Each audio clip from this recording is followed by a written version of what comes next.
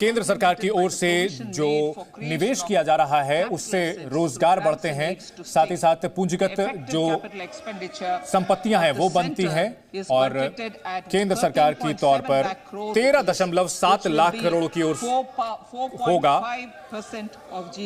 ये लगभग जीडीपी का 4.5% होगा। केंद्र की ओर से राज्य सरकारों को पूंजीगत निवेश में जो मदद किया जाएगा, 15 साल का जो लोन दिया जा रहा था उसे जारी रखा जाएगा अगले 1 साल के लिए भी, ताकि निवेश बढ़े, इंफ्रास्ट्रक्चर में निवेश बढ़े और उनको फायदा पहुंचे। इसके अलावा अनुपूरक जो नीतियां हैं वो बनाई जा सकें और इसके लिए हमने 1.3 लाख करोड़ रुपए इसके लिए आवंटित किए हैं, जो कि जबरदस्त बढ़ोतरी है। हाल ही में इंफ्रास्ट्रक्चर फाइनेंस सेक्रेटेरिएट की हमने स्थापना की थी, वो इन सभी हितधारकों को मदद करेगा ताकि ज्यादा से ज्यादा निजी निवेश आ सके, जिसमें रेलवे भी है। रेलवे, रोड, शहरी इंफ्रास्ट्रक्चर, इन सब पर निवेश आ सके और इसमें जनता को काफी फायदा होता है। इंफ्रास्ट्रक्चर से जुड़ा हुआ जो एक लिस्ट है, इसकी एक एक्सपर्ट कमेटी इसकी निगरानी करेगी और एक ऐसा ढांचा बनाया जाएगा ताकि अमृतकाल के हिसाब से इसे आगे बढ़ाया जा सके। अगर पूंजीगत आवंटन की बात की जाए, मैं रेलवे की बात कर रही हूं। रेलवे में अगर पूंजीगत 2.40 लाख करोड़ रुपए रेलवे के लिए आवंटित किए गए हैं। 2.40 लाख करोड़ रुपए रेलवे के लिए आवंटित किए गए हैं। ये अब तक का सबसे बड़ा आवंटन है। ये सबसे ज्यादा 2013-14 में जो आवंटन किया गया था उससे लगभग 9 गुना ये ज्यादा है। 100 से ज्यादा अहम जो इंफ्रास्ट्रक्चर प्रोजेक्ट हैं वो दूर दराज के इलाकों को मुख्य इलाकों से जोड़ने के लिए इसमें स्टील, फूड प्राइस सेक्टर को इसमें जोड़ा जाएगा, फर्टिलाइजर सेक्टर्स को जोड़ा जाएगा, उनको प्राथमिकता से जोड़ा जाएगा। उसमें 75,000 करोड़ रुपए निवेश किए जाएंगे, जिसमें 15,000 करोड़ हम निजी क्षेत्रों से हासिल करेंगे। 50 अतिरिक्त एयरपोर्ट की स्थापना, हेलीपैड की स्थापना, वाटर एरोड्रोम और एडवांस लैंडिंग ग्राउंड की पुनर्स्थापना की जाएगी ताकि जो क्षेत्रीय हवाई कनेक्टिविटी है उसे बेहतर किया जा सके।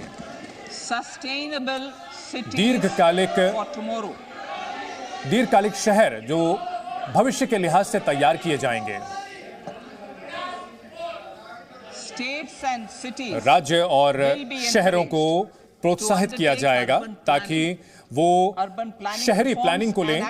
शहरी प्लानिंग में जो सुधार और परिवर्तन हैं उनको लागू किया जाएगा ताकि भविष्य के हिसाब से शहर हम तैयार कर सकें, ताकि जो जमीन है उसका बेहतर इस्तेमाल किया जा सके, जो अर्बन इंफ्रास्ट्रक्चर है, शहरी इंफ्रास्ट्रक्चर है, उसको बेहतर किया जा सके, आवागमन की सुविधा को बेहतर किया जा सके, जो सुविधाएं उपलब्ध हैं उनको बेहतर किया जा सके और शहरी जो इलाके हैं वो सबको कम कीमत पर उपलब्ध हो सके। प्रॉपर्टी टैक्स गवर्नेंस सुधार की अगर हम बात की जाए तो इसमें जो चार्जेस होते हैं उसको शहरी विकास के जरिए जोड़ा जाएगा। शहर जो है अपनी ऋण की सुविधा को बढ़ाएं, वो म्युनिसिपल बॉन्ड के जरिए ऋण हासिल कर सकेंगे। एक शहरी इंफ्रास्ट्रक्चर डेवलपमेंट फंड की स्थापना की जाएगी, जिसमें जो कर्ज की कमी होती है उसकी भरपाई की जा सकेगी और राष्ट्रीय हाउसिंग बैंक इसका प्रबंधन करेगा और जो सरकारी एजेंसियां हैं इसकी निगरानी करेंगी। टियर 2 और टियर 3 सिटीज जो हैं, दूसरे और तीसरे दर्जे के शहर, उनको ये फायदा मिलेगा और राज्यों को प्रोत्साहित किया जाएगा कि वो भी इसके लिए अपने संसाधन दें। जो UIDF है उसको सही तरीके से इस्तेमाल करने की कोशिश की जाएगी। हम 10,000 करोड़ रुपए सालाना इस सुविधा के लिए उपलब्ध कराएंगे। सभी शहरों और छोटे शहरों को जोड़ा जाएगा। 100% मैकेनिकल डीस्लजिंग से जोड़ा जाएगा, यानी कि जो सेप्टिक टैंक हैं उनको बिल्कुल अब आधुनिक तरीके से किया जाएगा ताकि जो अभी मानव की ओर से सफाई की जाती है उसकी जगह पूरी तरह से अब मशीनी तरीके से इन सीवरेज की सफाई की जाएगी। इसके अलावा हमारा जो ध्यान होगा वो वैज्ञानिक तरीके से हम जो कचरा प्रबंधन है उस पर ध्यान देंगे, जिसमें हम सूखा और गीला कचरा अलग तरीके से प्रबंधित किया जाएगा। हमारे प्रधानमंत्री ने कहा है कि अच्छा शासन देश के विकास की कुंजी है। हमारी सरकार जो है इस बात को लेकर समर्पित है कि हम एक पारदर्शी और जवाबदेह शासन दे सकें, जो कि जनता के लोगों के लिए काम करता है, जनता के बेहतरी के लिए काम करता है, नागरिकों के भलाई के लिए काम करता है। मिशन कर्मयोगी की अगर हम बात करें, मिशन कर्मयोगी के तहत केंद्र सरकार, राज्य सरकार और जो यूनियन टेरिटरीज हैं वो मिलकर के क्षमता को बढ़ाने पर काम करेंगे। जो सरकारी कर्मचारी हैं उनकी क्षमता को बढ़ाएंगे। एक एकीकृत ऑनलाइन ट्रेनिंग की सुविधा उपलब्ध कराई जाएगी, जिसे आईगॉट कहा जाएगा, कर्मयोगी, ताकि लगातार उन्हें शिक्षण की सुविधा मिलती रहे, अपनी कौशल विकास की सुविधा मिलती रहे। यह सरकारी कर्मचारियों को फायदा होगा ताकि वो जनता के हित में काम कर सकें। महोदय, ईज ऑफ डूइंग बिजनेस यानी कारोबार को सहज बनाने के लिए हमने 39,000 जो कंप्लायंस यानी अनुपालन है, 39,000 कंप्लायंस यानी अनुपालन हमने कम किए हैं। इसके अलावा 3,400 जो कानूनी प्रावधान थे उनको हमने डीक्रिमिनलाइज किया है, यानी कि अपराध की श्रेणी से बाहर किया है। इसको आगे बढ़ाने के लिए, भरोसे के आधार पर हम शासन कर सके, इसके लिए हमने जन विश्वास बिल प्रस्तावित किया है, जिसमें केंद्रीय कानूनों में बदलाव किया जाएगा, जिसमें कई सारे उपाय अपनाए जाएंगे ताकि हमारी अर्थव्यवस्था में जो भी क्षमता है उसका हम पूरा इस्तेमाल कर सकें। आर्टिफिशियल इंटेलिजेंस के लिए सेंटर फॉर एक्सीलेंस यानी उत्कृष्टता केंद्र बनाए जाएंगे।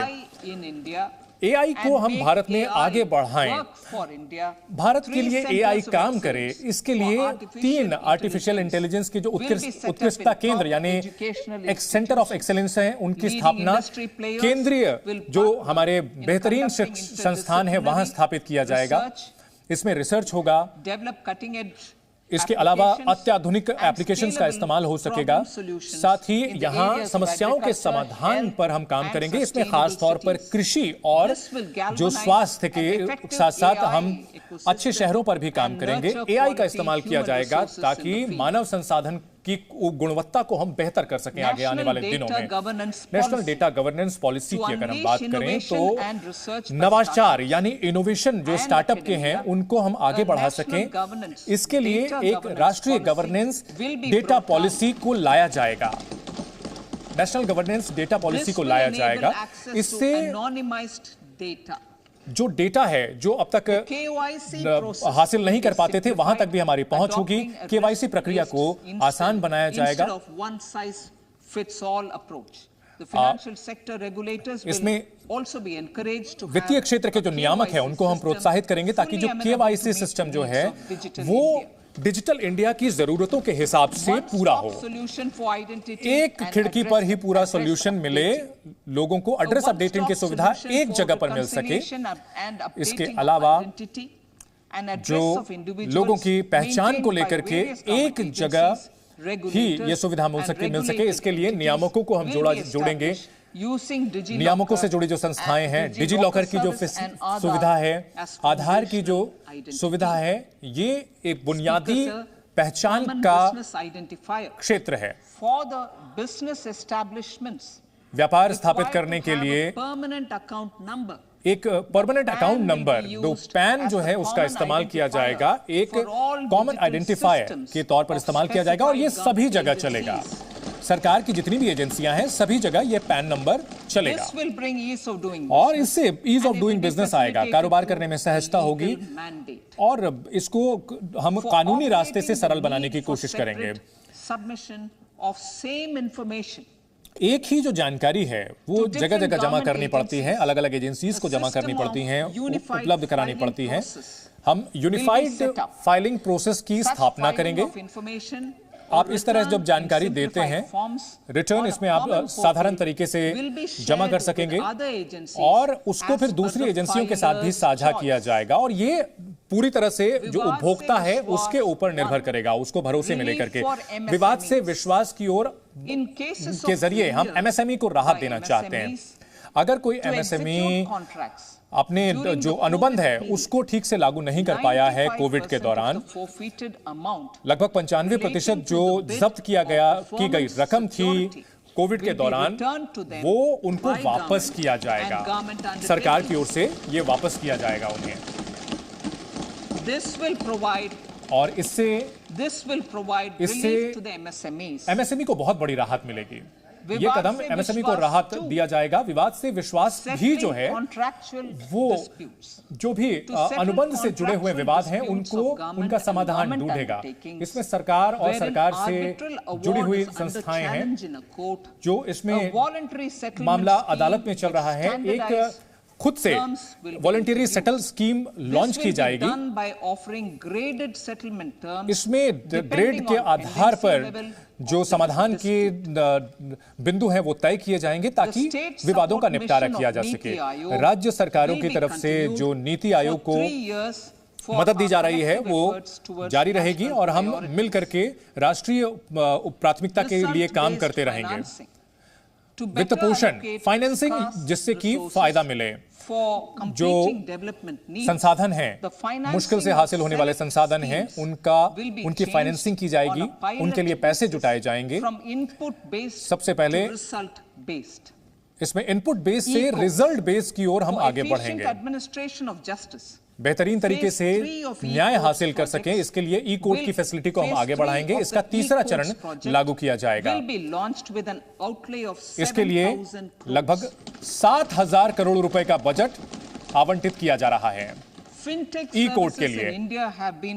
भारत के लिए जो फिनटेक सर्विसेज हैं वो बहुत अच्छी हुई हैं और इसको डिजिटल पब्लिक इंफ्रास्ट्रक्चर से ये आसान हुआ है। इसमें आधार, पीएम जनधन योजना, केवाईसी, इंडिया स्टैक और यूपीआई, इससे काफी आसान हुई हैं चीजें। फिनटेक की और जो इनोवेटिव सर्विसेज हैं इसको और आगे बढ़ाने के लिए जो डिजिटल में जो डॉक्यूमेंट्स की सुविधा है, जो कागजातों की सुविधा है, इसको बढ़ाया जाएगा। ये डिजी लॉकर की स्थापना की जाएगी एमएसएमईज के लिए अलग से, बड़े कारोबारी संस्थानों के लिए और चैरिटेबल ट्रस्ट के लिए अलग से डिजी लॉकर की स्थापना की जाएगी, जिसमें कि वे सुरक्षित तरीके से अपने दस्तावेज जमा कर सकेंगे और अलग अलग बिजनेसेस के लिए, बैंकों के लिए यहां से वे उपलब्ध करा सकते हैं।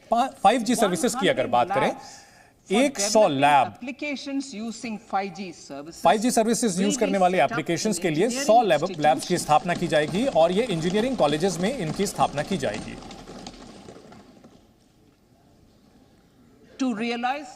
और नई जो चुनौतियां हैं, नई जो हमारे पास हमें मौके मिल रहे हैं, उसका इस्तेमाल कर सकें। इन लैब्स को विस्तृत बनाया जाएगा, इसको आधुनिक बनाया जाएगा, इंटेलिजेंट ट्रांसपोर्ट सिस्टम से जोड़ा जाएगा, स्वास्थ्य की जो एप्लीकेशन है उससे जोड़ा जाएगा। लैब ग्रोन डायमंड्स यानी लैब में बनाए गए हीरे, ये एक ऐसी तकनीक है जिसमें कि इनोवेशन का इस्तेमाल किया गया और बहुत तेजी से बढ़ता हुआ ये क्षेत्र है जिसमें बहुत रोजगार के मौके हैं। ये कारोबार के साथ साथ पर्यावरण के लिए भी बहुत अच्छा है और इसमें रासायनिक तौर पर जो प्राकृतिक हीरा होता है उसके ही समान होता है। लैब ग्रोन डायमंड्स LGD के लिए हम आयात पर निर्भर ना हो, इसके लिए हम रिसर्च और डेवलपमेंट ग्रांट उपलब्ध कराई जाएगी एक IIT को 5 साल के लिए।